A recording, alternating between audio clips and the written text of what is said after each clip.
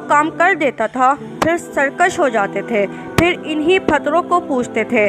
खैर, जब ये आजिज़ हो गए तो कहने लगे क्या करें।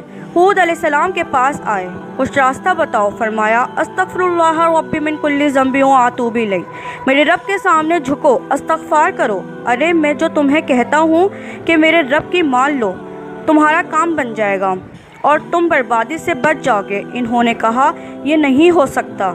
इन्होंने कहा, अच्छा फिर तैयार हो जाओ। इन्होंने एक वफ़द बैतुल्लाह भेजा कि जाओ वहाँ से दुआ मांगो। बैतुल्लाह पर वफ़द आया तो अल्लाह ने 3 बादल सामने किए। आवाज़ आई, इनमें से एक का इंतखाब करो, एक सफ़ेद, एक सुर्ख, एक काला।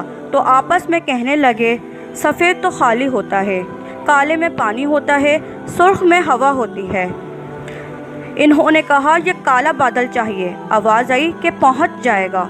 ये वापस पहुँचे। इन्होंने कहा,